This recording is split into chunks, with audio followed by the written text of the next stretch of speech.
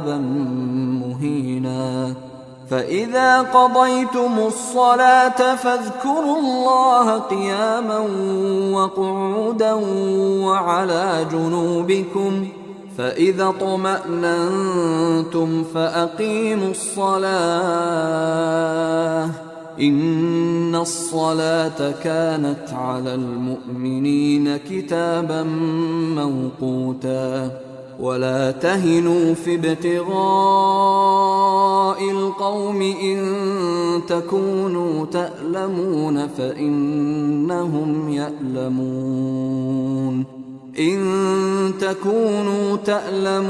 فإنهم يألمون كما تألمون، وترجون من الله ما لا يرجون، وكان الله عليما حكيما.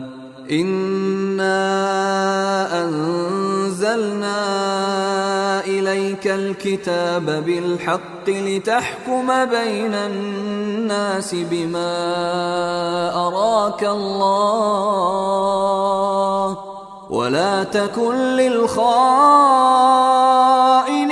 خصيما، واستغفر الله إن الله كان غفورا رحيما. ولا تجادل عن الذين يختانون أنفسهم إن الله لا يحب من كان خوانا أثيما. يستخفون من الناس ولا يستخفون من الله وهو معهم إذ يبيتون ما لا يرضى من القول، وكان الله بما يعملون محيطا. ها أنتم هؤلاء جادلتم عنهم في الحياة الدنيا، فمن يجادل الله عنهم يوم القيامة أم من يكون عليهم وكيلا؟ ومن يعمل سوءا أو يظلم نفسه ثم يستغفر الله يجد الله غفورا رحيما.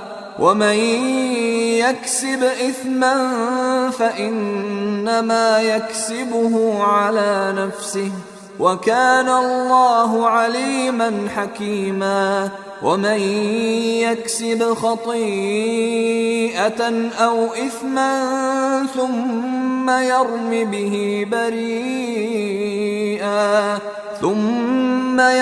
به بريئا فقد احتمل بهتانا وإثما مبينا. ولولا فضل الله عليك ورحمته لهم طائفة منهم أن يضلوك وما يضلون إلا أنفسهم وما يضرونك من شيء. وأنزل الله عليك الكتاب والحكمة وعلمك ما لم تكن تعلم، وكان فضل الله عليك عظيما.